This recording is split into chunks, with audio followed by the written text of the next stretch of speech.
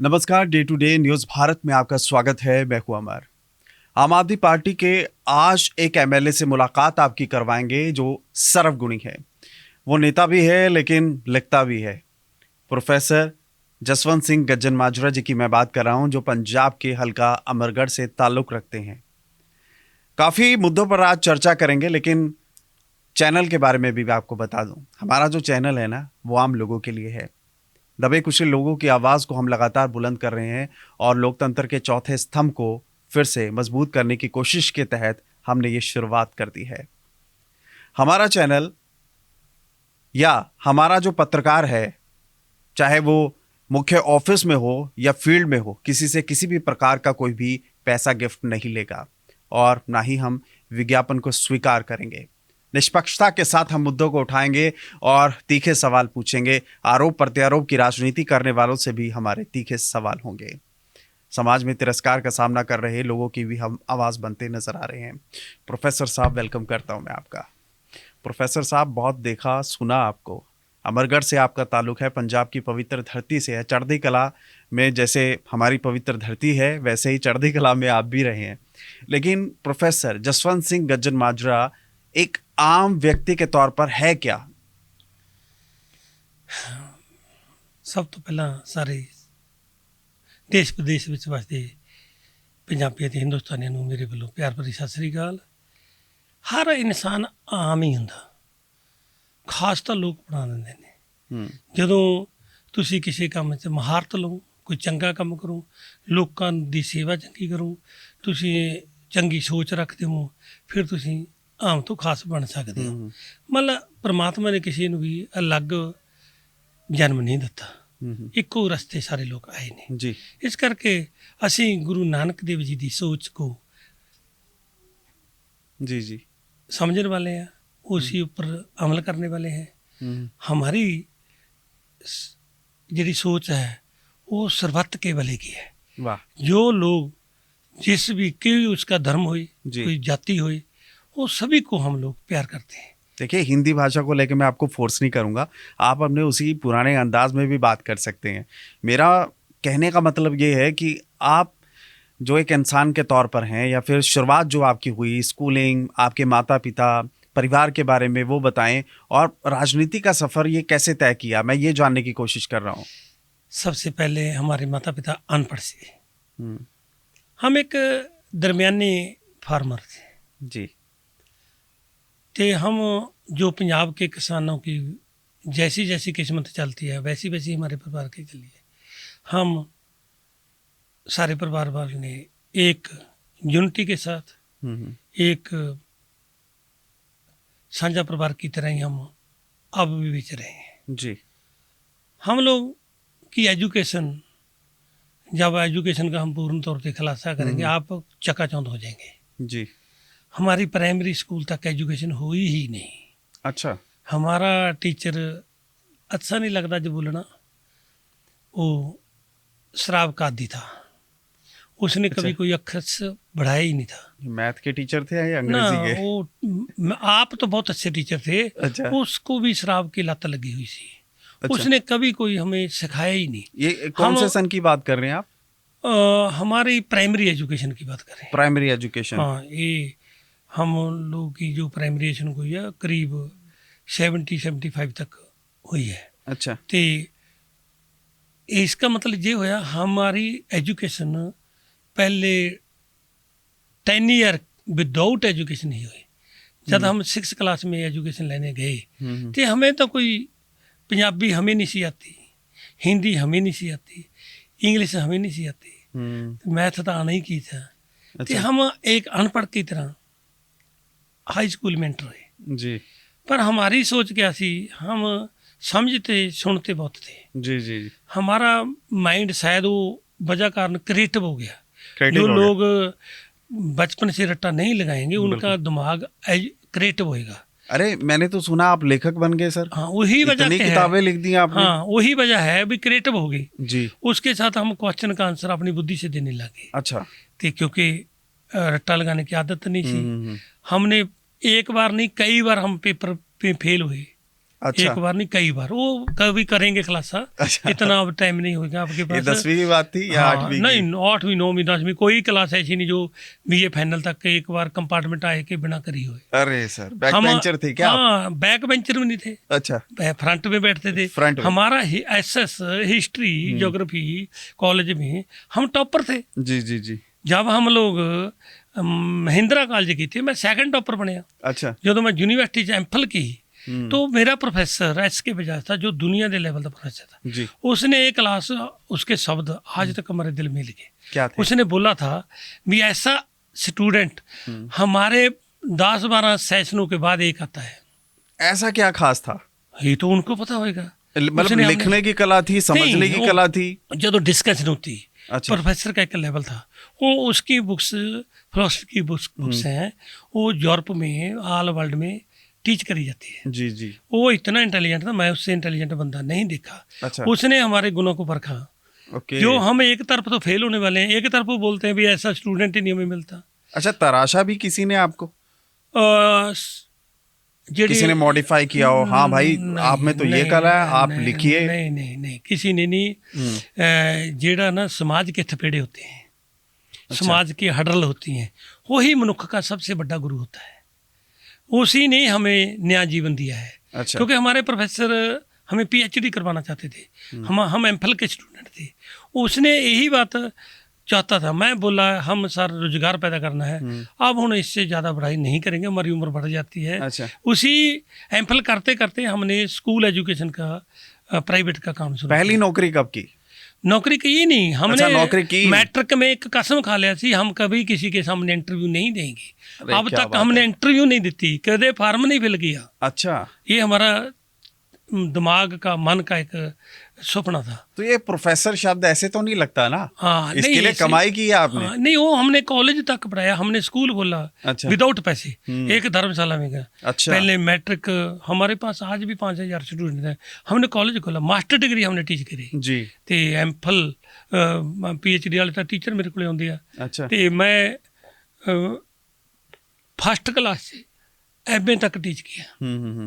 ਜਿਹੜੇ ਬੱਚੇ को पढ़ाया ਮੇਰੀ ਕਲਾਸ ਦੇ ਵਿੱਚ ਹੀ, ਜੇ ਯੂਨੀਵਰਸਿਟੀ 'ਚੋਂ ਕੋਈ 골ਡ ਮੈਡਲ ਲਿਆ ਤਾਂ ਮੇਰੀ ਕਲਾਸ ਦੇ ਪੜ੍ਹਾਈ ਨੇ ਲਿਆ। ਜੀ। ਤੇ ਮੈਰਿਟ ਦੇ ਵਿੱਚ ਵੀ ਮੇਰੀ ਕਲਾਸ ਦੇ। ਮੈਂ ਜਦੋਂ ਪੜਾਇਆ ਤਾਂ ਮੇਰੇ ਬੱਚਿਆਂ 'ਚ ਇੱਕ ਨਵੀਂ એનર્ਜੀ ਪੈਦਾ ਕਰੀ। ਉਹਨਾਂ ਨੂੰ ਸਬਜੈਕਟ ਦੇ ਨਾਲ ਨਾਲ दुनिया का कोई सब्जेक्ट ऐसा नहीं थी जो उनको टीच नहीं किया। अच्छा अच्छा सर, भाषाओं में इतना फ़र्क क्यों है? भाषाओं को लेकर हम बहुत विवाद करते हैं। महाराष्ट्र में देखिए हिंदी मराठी को लेकर विवाद, पंजाब में भी हिंदी पंजाबी को लेकर विवाद। अभी देखिए हम हिंदी और पंजाबी में बात कर रहे हैं, कुछ चीज़ें आपको अच्छी लग रही होंगी और आपकी ये मधुर जो पंजाबी है वो भी मुझे बहुत अच्छी लग रही है। तो भाषाओं में जो विवाद या डिफ्रेंशिएशन है, ये आप सही मानते हैं या फिर गलत मानते नहीं, वो हैं? गलत है। जो भाषा है ना, वो तो एक जरिया है, दिमाग थोड़ो है। पहले तो हमारे हिंदुस्तान में और विश्व में किसी की प्रमोशन होती है जिसकी ज़्यादा मेमोरी अच्छी है। दिमाग तो मेमोरी अलग अलग बात है। जी जी जी दिमाग क्या है, मेमोरी क्या है? मेमोरी तो आपके इसमें कार्ड भी डाल लेते हैं, जी। फ्लॉपी तो बहुत बढ़िया है। जिहड़ा दिमाग है, क्रिएटिव दिमाग, उसके जिहड़ी एजुकेशन भाषा है आपकी बोलते हैं, जितनी अच्छी माँ भाषा इंसान को तरक्की देगी और कोई भाषा नहीं देगी। रोजगार भाषा के लिए तब्दील होता रहता है। जो मुगलों का काल है तो उर्दू चल पिया, जो अंग्रेजों का काल है इंग्लिश चल पी, जो हिंदुस्तान आज़ाद हुए तो हिंदी चल पिया।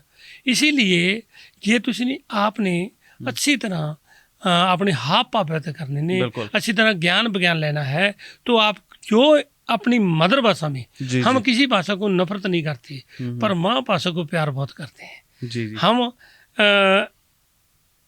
यत्न करते हैं भी दूसरी भाषा में बात ना की जाए। हमारा एक को मकसद होता है, जो हम बात अपनी पंजाबी में आख जी। सकते हैं वो दूसरी भाषा में नहीं आख सकते। आपका ताल्लुक पंजाब से है, देश के मसले में भी आप अच्छा बोलते हैं, लेकिन पंजाब के मसले में बात करूंगा। असली पंजाब किसको कहेंगे? आजकल का जो पंजाब ये बन चुका है, पहले के ज़माने में आपने देखा होगा पंजाब कैसा था, कैसे लोग रहते थे, और अब क्या होना चाहिए या फिर कैसा बन गया है? एक प्रोफेसर के तौर पर क्या आपकी नज़र है?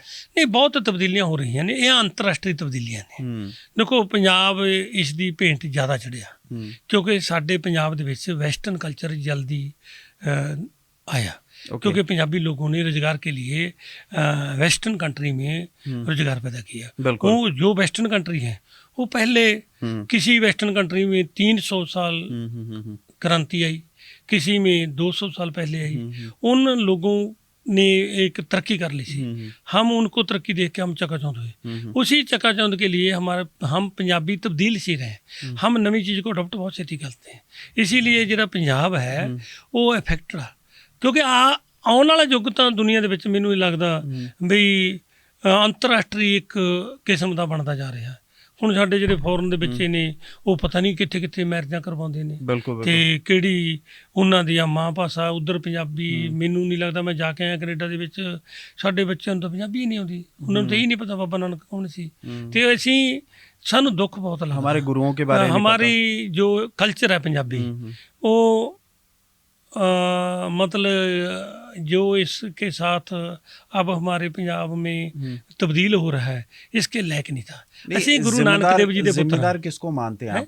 राजनीतिक नहीं, जिम्मेवार नहीं इसमें है, मानते हैं? पंजाब की जो स्थिति है, जो पलायन हो रहा है, उसके पीछे तो राजनीतिक लोग ही जिम्मेदार हैं बहुत ना ने ਤੁਹਾਡੇ ਐਪੀਸੋਡ ਦੇ ਵਿੱਚ ਆਉਣੀਆਂ ਨਹੀਂ। ਜਦੋਂ ਕਿ बहुत लंबी बात है, ਐਮਰਜੈਂਸੀ ਲੱਗੀ, ਏਜੰਸੀਆਂ ਨੇ ਪੰਜਾਬ ਵਿੱਚ ਹਾਲਾਤ ਵਿਗਾੜੇ, 84 का अटैक हुआ अकाल तख्त थे, फिर गर्म हवावां चलियां, हमारे नौजवान उस की भेंट चढ़े, थे कितनी लाखों ही बंदा, मतलब तब से पलायन शुरू हुआ। नहीं, ये पलायन हाँ, ये एक बात नहीं है, उसके साथ सभी अफेक्टेड होते चले गए। बिल्कुल बिल्कुल। तो उसके साथ हमारी जो इंडस्ट्री थी वो बाहर भागी, बेरोजगारी फैल बहुत गई, कुछ हुआ। तो वो आप लोग एक पूरी किताब में भी नहीं आ सकता, इतने प्रभाव डाले। तो हमारा जो हिंदुस्तान में हमारे हरी क्रांति आई, उसने हमारा पानी को ज़्यादा निकल लिया। बिल्कुल। तो जिसके साथ पंजाब में जलवायु चेंज जाने लगे, ते फसलों की तब्दीली हो गया, रवायती फसल से हट गया। ते पंजाब एक बॉर्डर स्टेट है, ਜਿਹੜਾ ਸਾਡਾ ਦਰਦ ਆ, ਲੜਾਈਆਂ ਵੀ ਸਾਡੀ ਧਰਤੀ ਤੇ ਲੜੀਆਂ ਨੇ, ਤੇ ਅਸੀਂ ਉਹ ਸਾਰੇ ਦਰਦ झेले हैं। तो इसलिए हम लोग बहुत सारे रीजन हैं, एक पॉइंट ही नहीं है। अच्छा, एक सवाल पूछूंगा आपसे। देखिए, सिखों ने देश का नाम रोशन किया है पूरे वर्ल्ड वाइड। हमारे सिख भाई जो हैं काफी ज्यादा फेमस है, पॉलिटिशियन बन रहे हैं। लेकिन पंजाब की बात करें, हालांकि 10% ही लोग होंगे, वो ये कहते हैं सिखों को सम्मान नहीं मिला हमारे मुल्क में। आपकी क्या विचारधारा है? नहीं, बात सुनिए सर, जो सिखों ने देश आजाद होने के लिए, आप लोग ने कभी हिस्ट्री, सिख हिस्ट्री शायद पूरी ना पढ़ी होगी, थोड़ी पढ़ी भी हो सकती है। जी। पहले बंदा बहादुर ने आज़ादी हासिल की, फिर मिसलों का राज आ गया। मिसलों ने पूरे लाहौर ते महाराजा रणजीत सिंह ने राज किया। ਜਦੋਂ 1947 में हम आज़ाद हुए, तो क्या हुआ, हमारी 70% प्रॉपर्टी लहंदे पंजाब में चले गया। हम पंजाब पलाए, 20 लाख पंजाबी मरा, चाहे हिंदू सी, चाहे मुसलमान सी, चाहे सिख सी। बिल्कुल 20 लाख। तो बाकी हिंदुस्तान तो लाल किले ते आज़ादी ਦੇ ਜਸ਼ਨ ਮਨਾਤੀ। ਸਾਡੇ ਘਰਾਂ ਦੇ ਵਿੱਚ ਮਾਤਮ ਮਚਾ ਰਹਾ ਥਾ, ਤੇ ਧੀਆਂ ਭੈਣਾਂ ਦੀ ਬੇਇੱਜ਼ਤੀ ਹੋ ਰਹੀ ਸੀ। ਇਤਨਾ ਵੱਡਾ ਦਰਦ, ਜਿਹਦੇ ਵਿੱਚ ਅੰਮ੍ਰਿਤਾ ਪ੍ਰੀਤਮ ਨੇ ਕੀ ਬੋਲਿਆ ਸੀ, ਅੱਜ ਆਖਾਂ ਵਾਰਿਸਾਂ ਨੂੰ ਕਿਤੇ ਕਬਰਾਂ ਵਿੱਚ ਬੋਲ। ਉਸਕੇ ਬਾਅਦ ਚਾਈਨਾ ਦਾ ਹਮਲਾ, ਪਾਕਿਸਤਾਨ ਦੇ 2 ਹਮਲੇ, ਤੇ ਉਸਕੇ ਬਾਅਦ 94 का ਜਿਹੜੀ ਤਰਾਸਦੀ ਹੋਈ। ਤੇ ਪੰਜਾਬ ਦੇ ਇਤਿਹਾਸ ਨੂੰ ਹਿੰਦੁਸਤਾਨੀਆਂ ਨੇ ਸਮਝਿਆ ਹੀ ਕਦਾ। ਜਿਹੜੀ ਉਹ ਸੋਚਦੇ ਨੇ ਵੀ ਅਸੀਂ ਸਾਰਿਆਂ ਦੀ ਗਰੀਬੀ, ਸਾਰਿਆਂ ਦੇ ਲਈ ਇੱਕੋ ਜਿਹਾ ਕਰਨਾ। ਦੇਖੋ, ਜੇ ਕੋਈ ਜ਼ਿਆਦਾ ਕੰਮ ਕਰੇਗਾ ਉਹ ਵੇਤਨ ਵੀ ਜ਼ਿਆਦਾ ਵਾਲੇਗਾ। ਜੇ ਪੰਜਾਬੀਆਂ ਨੇ ਇਤਨੀਆਂ ਵਤਨੀਆਂ ਕੁਰਬਾਨੀਆਂ ਕਰੀਆਂ, ਤੇ ਪੰਜਾਬ ਦਾ, ਅਸੀਂ ਤਾਂ ਗੁਰੂ ਨਾਨਕ ਦੇਵ ਜੀ ਦੀ ਸੋਚਿਆ ਸਰਬੱਤ ਦਾ ਭਲਾ ਚਾਹਣੇ ਵਾਲੇ ਹੈ। ਹਮ ਤਾਂ ਗੁਰੂ ਗੋਬਿੰਦ ਨੇ ਸਰਬੰਸ ਵਾਰ ਦਿਆ, ਤੇ ਪੂਰਨ ਤੌਰ ਤੇ ਤੁਸੀਂ ਸੋਚ ਕੇ ਦੇਖੋ, 7 ਸਾਲ ਤੇ 9 ਸਾਲ ਕੇ ਬੱਚੇ ਸ਼ਹੀਦ ਹੋਏ, ਤੇ ਉਹਦਾ ਮੁੱਲ ਕੌਣ ਮੋੜ ਦੇਗਾ? ਅਸੀਂ ਮੁੱਲ ਨਹੀਂ ਚਾਹੁੰਦੇ। चारों बेटे कुर्बान किए उन्होंने, सारा परिवार, माता गई, पिता गए, आप गए, 7 जी। ਫਿਰ ਮਾਤਾ ਜਿਹੜੇ ਸਾਡੇ ਇੱਥੇ ਸੁੰਦਰੀ ਤੇ ਸਾਹਿਬ ਕੌਰ, ਉਹਨਾਂ ਦਾ ਵੀ ਬਾਅਦ 'ਚ ਕੀ ਰਹਿਣਾ ਥਾ, ਪੂਰਾ ਸਰਬੰਸ ਵਾਰਿਆ। ਤੇ ਫਿਰ ਹਿੰਦੁਸਤਾਨ ਦੇ ਵਿੱਚ ਅੱਜ ਨਵੇਂ ਫਿਲਾਸਫਰ, ਨਵੀਂ ਐਜੂਕੇਸ਼ਨ ਲੈ ਕੇ ਉਹ ਪੰਜਾਬੀਆਂ ਦੇ ਇੱਦਾਂ ਦੀਆਂ ਤੂਮਤਾਂ ਲਾ ਦਿੰਦੇ ਨੇ। ਅਸੀਂ ਅਲੱਗ ਨਹੀਂ ਚਾਹੁੰਦੇ, ਅਸੀਂ ਮਾਣ ਚਾਹੁੰਦੇ ਹਾਂ ਵੀ ਕਮ ਸੇ ਕਮ ਸਾਨੂੰ ਇੰਨਾ ਤਾਂ ਤੁਸੀਂ ਮੰਨ ਲਵੋ ਵੀ ਭਾਈ ਪੰਜਾਬੀਆਂ ਦੀ ਬਦੌਲਤ ਹੀ ਅਸੀਂ ਕਰੇ। ਪੰਜਾਬੀਆਂ ਨੇ ਸਾਡੇ ਦੇਸ਼ ਦੀ ਰੱਖਿਆ ਕੀਤੀ। ਦੇਖੋ ਜਿਹੜੇ ਸਾਊਥ ਵਾਲੇ ਆ, ਦਿੱਲੀ ਤੋਂ ਅੱਗੇ ਲੰਘ ਕੇ, ਉਹਨਾਂ ਦੇ ਕੀ ਆਂਚ ਆਈ। ਜਿਹੜਾ ਸਾਊਥ ਆ ਉੱਥੇ 1498 में ਵਾਸਕੋ ਡੀ ਗਾਮਾ ਆ ਗਿਆ ਸੀ। ਫਿਰ ਕਰਨਾਟਕ ਦੀਆਂ ਲੜਾਈਆਂ ਹੋ ਰਹੀਆਂ, ਕਰੀਬ ਉਹਨਾਂ ਨੇ 300 ਸਾਲ ਗੁਲਾਮੀ ਕਰੀ। ਉਹਨਾਂ 'ਚ ਤਾਂ ਕਿਸੇ ਚਾਣਕ ਨਾ ਜਾਗੀ। ਸਾਡੇ ਪੰਜਾਬ ਦੇ ਉੱਤੇ ਤਾਂ 90 ਸਾਲ ਇਹ ਆਜ਼ਾਦੀ ਅੰਗਰੇਜ਼ਾਂ ਨੇ ਕਰੀ। ਅੱਛਾ, ਸਾਡਾ ਆਪਣੇ ਰਣਜੀਤ ਸਿੰਘ ਦਾ ਰਾਜ 49 ਦੇ ਵਿੱਚ ਗਿਆ, ਤੇ 49 ਤੋਂ ਬਾਅਦ 57 ਦਾ ਗਦਰ ਹੋਇਆ, ਤੇ 57 ਤੋਂ ਬਾਅਦ 70-75 ਤੋਂ ਅਸੀਂ ਆਜ਼ਾਦੀ ਦਾ ਝੰਡਾ ਚੱਕ ਲਿਆ। ਜੀ ਜੀ ਜੀ। ਜਿੰਨੀਆਂ ਲਹਿਰਾਂ ਚੱਲੀਆਂ ਤੇ ਪੰਜਾਬ ਦੇ ਵਿੱਚੋਂ ਚੱਲੀਆਂ। ਬਿਲਕੁਲ। ਤੇ ਜਿਹਦੇ ਵਿੱਚੋਂ ਨੌਜਵਾਨਾਂ ਨੇ, ਤੇ ਸਾਡਾ ਸਾਰਿਆਂ ਨੂੰ ਜਲਿਆਂਵਾਲੇ ਬਾਗ ਦੀ ਘਟਨਾ ਕਿੱਡੀ ਵੱਡੀ ਆ। ਊਧਮ ਸਿੰਘ ਨੇ 20 ਸਾਲ, ਕੋਈ ਹਿੰਦੁਸਤਾਨ 'ਚ ਅੱਜ ਤੱਕ ਬੰਦਾ ਪੈਦਾ ਹੋਇਆ ਵੀ ਜਿਹਨੇ ਆਪਦੀ ਕਿਸੇ ਕੌਮ ਦੇ ਉੱਤੇ ਵੀ ਉਹਦਾ ਬਦਲਾ ਲਿਆ ਹੋਵੇ। ਚੋਰਾ ਚੋਰੀ ਦੀ ਘਟਨਾ ਹੋਈ, ਉਹਦਾ ਬਦਲਾ ਕਿਹਨੇ ਲਿਆ?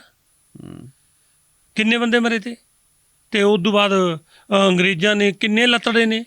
ਬੰਗਾਲ ਦੇ ਵਿੱਚ ਜਿਹੜਾ ਭਾਰਤ ਦਾ ਪ੍ਰਧਾਨ, ਇੰਗਲੈਂਡ ਦਾ ਪ੍ਰਧਾਨ ਮੰਤਰੀ ਸੀ ਚਰਚਿਲ, ਉਹ ਕਹਿੰਦਾ ਬੱਚੇ ਇਹ ਚੂਹੇ ਮੰਗ ਜੰਮਦੇ ਨੇ, ਕਹਿੰਦਾ ਮਰਦੇ ਨਹੀਂ ਮਰਨ ਦੇ। ਉਹਨੇ ਜਹਾਜ਼ ਮੋੜ ਲਿਆ ਸੀ ਅਨਾਜ ਵਾਲਾ।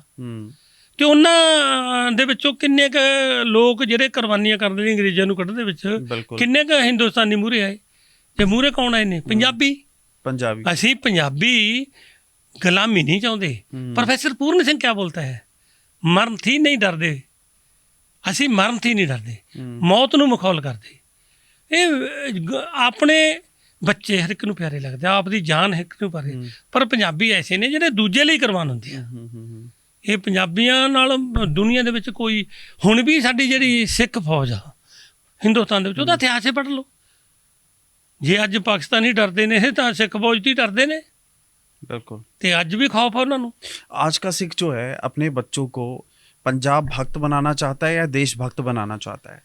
ये गुड सिटीजन बनाना चाहता है। Good citizen. हाँ, उसको भक्ति या दूसरी ये तो हालात होंगे ने। ये ना आपने बहुत अच्छा मैसेज दिया है। हमारे जो यूथ है ना आजकल, यूट्यूब, फेसबुक, इंस्टाग्राम पे कोई रील देखेगा और इमोशनल होकर उसके पीछे लग जाएगा। बहुत सारे लोग हैं जो माहौल खराब करते हैं, लेकिन आपने बहुत अच्छी चीज़ की है, यहाँ पर बताई है। एजुकेशन बहुत ज़्यादा ज़रूरी है, और अपने परिवार तक अगर आप सीमित रहें, अपने परिवार के बारे सोचें, समाज को क्या दे सकते हैं, तो मुझे नहीं लगता कोई गलत रास्ते पर जाएगा। लेकिन चलिए अब इंटरव्यू में बात करते हैं थोड़ी सियासत की। पर्सनली पॉइंट ऑफ व्यू तो आपका बहुत सुन लिया मैंने। राजनीति में लाने वाला कौन था, और नेतागिरी अच्छी लगती है? देखिए, हमारे पड़ाव हैं लाइफ के। हमने गरीबी बहुत कटी, किसानी करी, हमने एजुकेशन करी, हमने कई, मेरी फैमिली ने कारोबार करे। देखिए, हमारा एक लाइफ थी भी हम कोई भी काम करें दे अलग करेंगे, अच्छा काम करेंगे। हम ऐसा सोचते हैं भी जो हम करें तो कोई ना कर सके। अच्छा। हाँ, पॉलिटिक्स में हमें बहुत अच्छी लगती है। अच्छी हम लगती है, बहुत ज़्यादा पहले से। हम क्यों हैं? हमें सोचा है भी आपके पास पैसा भी होगा, आप इम्प्रूवमेंट नहीं कर सकेंगे, दूसरे की सेवा नहीं करें। दान देने से सेवा नहीं होती, सुधार करने से सेवा होती है। राजनीति तो अमीर लोगों का काम है, गरीब लोग तो इसमें आ ही नहीं सकते। बात सुनिए, हम आम आदमी पार्टी ने ये पॉलिटिक्स चेंज करी। साडे गरीब तो गरीब ਬੰਦੇ MLA ਬਣ ਗਏ। ਤੇ ਦੂਜੀ ਗੱਲ ਵੀ ਪੈਸਾ ਕਮਾਉਣ ਲਈ ਰਾਜਨੀਤੀ 'ਚ ਬਹੁਤ ਲੋਕ ਆਉਂਦੇ ਆ। ਤੇ ਮੈਂ ਤਾਂ ਆਪਦੇ ਮਨ ਦੇ ਵਿੱਚ ਪਹਿਲਾਂ ਹੀ ਸਹੁੰ ਖਾ ਦਿੱਤੀ, ਮੈਂ ਤਾਂ ਅਜੇ ਤੱਕ ਤਨਖਾਹ ਵੀ ਨਹੀਂ ਲੈਂਦਾ, 1 ਰੁਪਈਆ ਵੀ ਨਹੀਂ ਲਈ ਤੇ ਨਾ ਲੈਣੀ ਆ। ਤੇ ਇਸ ਕਰਕੇ ਸਾਡਾ ਜਿਹੜਾ ਮਕਸਦ ਆ, ਉਹ ਅਸੀਂ ਇਹ ਸੋਚਦੇ ਹਾਂ ਵੀ ਮੈਂ ਕੀ ਸੁਧਾਰ ਕਰ ਸਕਦਾ, ਕੀ ਲੋਕਾਂ ਦੀ ਸੇਵਾ ਕਰ ਸਕਦਾ, ਕਿੰਨੀ ਕਰ ਸਕਦਾ। ਜ਼ਿੰਦਗੀ ਕਿਸੇ ਨੂੰ 2 बार नहीं मिलेगी। आपने क्या किया है हल्का अमरगढ़ के लिए, और 2 साल में क्या विजन है? बहुत संक्षेप में बताना। सारे हल्के में हम इरिगेशन के लिए नहरी पानी लेके आए, नए नए प्रोजेक्ट बनाए हैं। तो हम गांव में हमने सारे जो पौंड बोलते हैं इंग्लिश में, जिन्हों पंजाबी टोबा बोलते हैं, टोबा, हाँ, वो सारे ख़त्म कर रहे हैं हम लोग बारी अच्छा। बारी। तो कोई पानी गंदा पानी रिचार्ज नहीं होएगा। हमारे जो हल्के में जितने भी काम है, हम उसके बाद ये सोचते हैं भी हमारे के बाद कुछ निक्के निक्के काम रहेंगे, बड़ा काम कोई नहीं रहा। हम सड़क बना रहे हैं, पुल बना रहे हैं, बाईपास बना रहे हैं। जो सरकार दी साडियां मुख्यमंत्री भगवंत मान जी ਦੀ ਸੋਚ ਮੁਤਾਬਕ ਜਿਹੜੇ ਸਾਡੇ ਸਰਵਿਸ ਮਿਲ ਰਹੀਆਂ ਨੇ, ਹੈਲਥ ਦੀਆਂ, ਉਹ ਤਾਂ ਅਲੱਗ ਮਿਲ ਰਹੀਆਂ ਨੇ। ਮੈਂ ਉਹਨਾਂ ਤੋਂ ਅਲੱਗ ਕੀ ਕਰ ਰਿਹਾ? ਤੁਸੀਂ ਅੱਜ ਜੇ ਮੈਂ ਮੇਰੇ ਹਲਕੇ 'ਚ ਮੁੱਖ ਮੰਤਰੀ ਜੀ ਆਉਂਦੇ ਨੇ ਤਾਂ ਮੇਰੇ ਕੋਲੇ ਵੱਡੀ ਮੰਗ ਨਹੀਂ ਹੈਗੀ ਅੱਛਾ ਵੀ ਜਿਹੜੀ ਕਿ ਮੈਂ ਉਹਨਾਂ ਤੋਂ ਮੰਗਾਂ, ਕਿਉਂਕਿ ਮੇਰੀਆਂ ਮੰਗਾਂ ਉਹਨਾਂ ਨੇ ਪਹਿਲਾਂ ਹੀ ਪੂਰੀਆਂ ਕਰ ਦਿੱਤੀਆਂ। ਤੇ ਜੇ ਅਗਲੇ ਨੈਕਸਟ ਈਅਰ ਦੇ ਵਿੱਚ ਜੇ ਅਗਲੀ ਟਰਮ ਦੇ ਵਿੱਚ ਆਉਣੇ ਆ, ਮੇਰੇ ਕੋਲੇ ਛੋਟੇ ਕੰਮਾਂ ਤੋਂ ਬਿਨਾਂ ਵੱਡੇ ਕੰਮ ਲਈ ਜਾਂ ਨਵਾਂ ਇਨੋਵੇਟ ਕੰਮ ਹੋਏਗਾ, वही हमारा काम होएगा जो हम अपने आप सोच के करेंगे। पर पब्लिक से हमें कोई डिमांड नहीं आएगी भी हमें ये काम चाहिए, मतलब सारे काम मुकम्मल, तो हम काम 5 साल में मुकम्मल कर अच्छा देंगे। ये बताएं, नेतागिरी जरूरी है, एमएलए मंत्री का टैग जरूरी है? अगर किसी ने समाज के लिए कुछ करना है वो तो आमतौर पर नहीं, भी कर पावर। सकता है, या पावर का नहीं, होना पावर जरूरी के है? बिना नहीं होएगा। आप लोग, हम पहले भी समाज सेवी हैं, समाज से भी क्या करेगा, एक उसका ठंडर आखा नहीं बनेगा, एक एचडीओ नहीं आएगा, एक नवी योजना नहीं कोई बनाएगा। देखो जी पावर है सरकारी, हमारे जो टैक्स के पैसे हैं, हाँ जो सरकार हमें वो नए नए प्रोजेक्टों में देगी, वो समाज से भी थोड़ा लेके आ सकता है। तो हम जो प्रोजेक्ट तैयार करते हैं तो हमें मिल आपने जाता कहा मैं सैलरी नहीं लेता, फिर सैलरी आप मना कर देते हो, भाई मुझे नहीं चाहिए? है। नहीं, हमने लिख के दे दिया, हमें लोड नहीं है। नहीं, आप सैलरी लो, नहीं, किसी क्यों लड़के नहीं? की शादी कराओ, या फिर देखिए, किसी हम पहले भी गरीब बच्चे की बहुत एजुकेशन सेवा में दो। करते हैं, ऐसा नहीं है, वो आपके सिद्धांत से उल्ट हो जाएगा। अच्छा, आप लोग लेंगे कहीं खर्चो, फिर आप कोई जैसे बोला। कहीं जा रहे हो, गाड़ी का खर्चा, घर चलाना होता है, नहीं, बहुत सारी चीजें होती हैं। पहले बात सुनिए, पॉलिटिक्स से पहले हमारा खर्चा कौन चलाता था? हम्म, पॉलिटिक्स में मतलब भगवान का MLA दिया- भगवान का दिया हमने सब कुछ है। देखिए, हम एक ऐसा इंसान है जिसने 1 रुपया भी घर से बिजनेस करने के लिए खर्चा नहीं। हमने स्कूल धर्मशाला से खोला, अच्छा, कोई पैसा नहीं लाया, हमने किराए से चीज़ें लेके डेवलप किया। जी, जब हम इतनी गरीबी से आए थे, अभी तो सभी सहूलतें हैं, परमात्मा की कृपा से सब कुछ मिला है।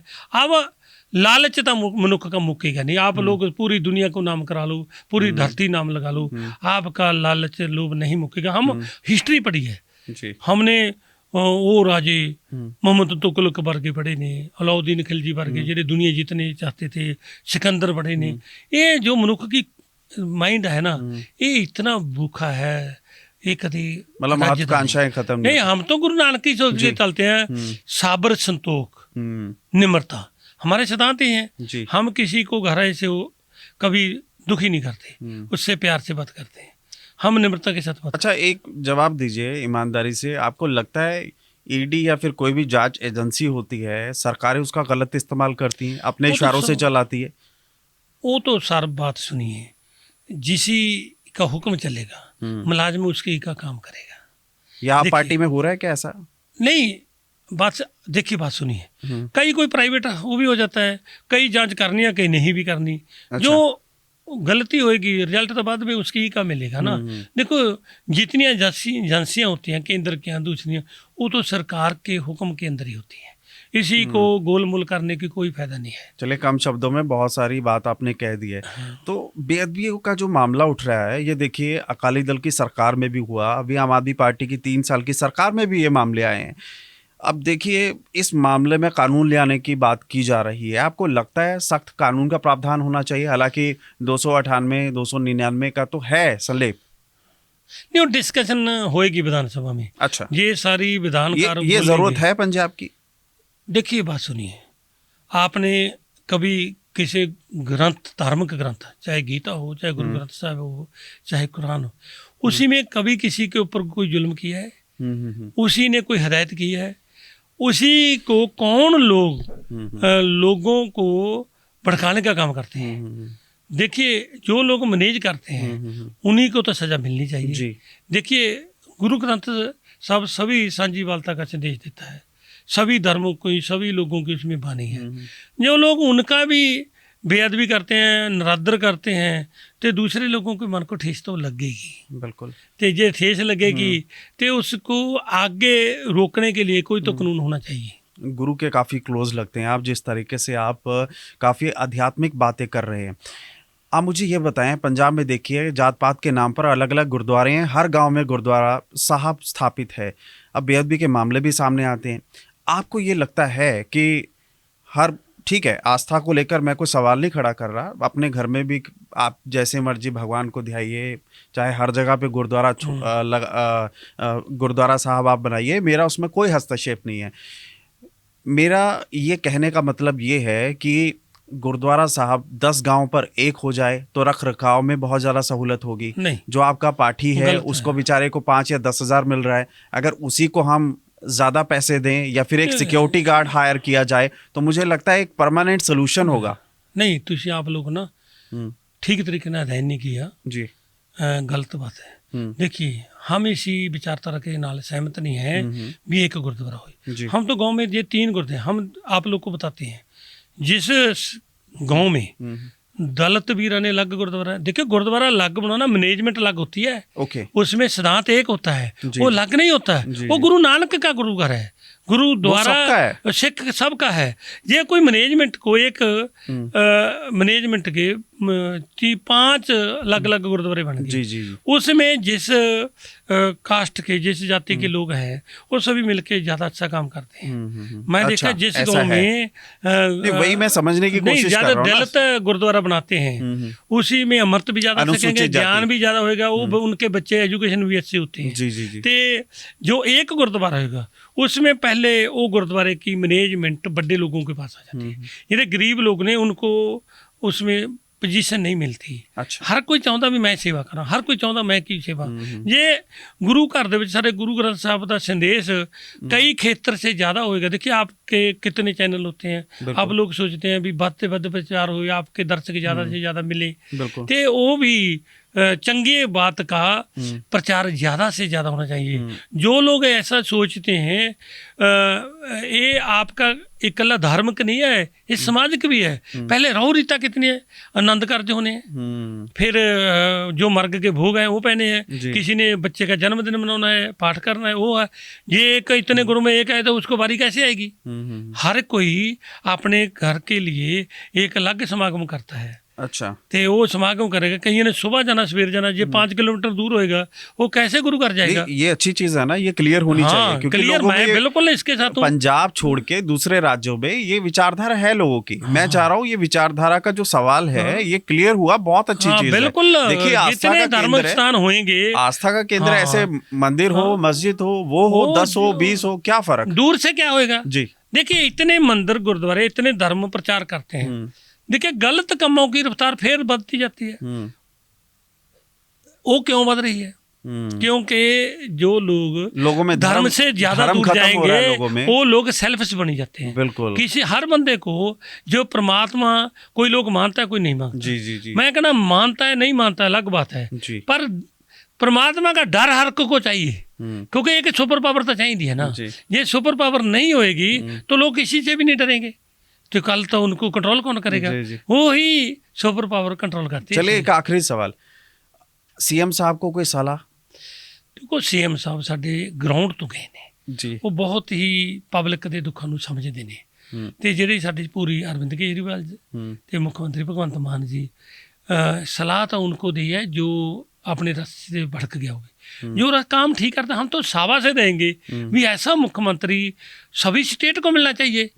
तो जो लोगों के लिए इतनी सर्विस, इतने अच्छे अच्छे काम करते हैं, आप लोग ग्राउंड पे जाके देखो तो सही कितने काम किए हैं। देखिए, बिजली फ्री हो गया है, नहरी पानी घर घर वो भी फ्री कर दिया, तो फिर हेल्थ का, स्कूलों का, फिर हम लोग आपके चैनल पे पूरी जो हमारी यहाँ प्राप्ति है भी नहीं दे सकेंगे। इसीलिए जो इतना अच्छा काम कर उनको तो शाबाश देनी बनती है। चलिए, अब अगली बार फिर बैठेंगे और खुलकर गुफ्तगू करेंगे। तो ये थे जसवंत सिंह गज्जन माजरा जी, हल्का अमरगढ़ से। अमरगढ़ भी जाके देखेंगे किसी दिन कि किस तरीके से इन्होंने विकास कार्य करवाए हैं और वादों में कितना दम है। लेकिन इतना तो साफ है कि पंजाब के बारे में, देश के बारे में, दुनिया के बारे में और अपनी लिखी गई कुछ किताबों के बारे में और धार्मिक मामलों में ये जनाब बिल्कुल क्लियर हैं। तो फिर से मुलाकात होगी और इस वीडियो को आप ज़्यादा से ज़्यादा शेयर कीजिएगा, चैनल को लाइक सब्सक्राइब कीजिएगा, कमेंट्स का भी इंतज़ार रहेगा। Thank you sir. धन्यवाद।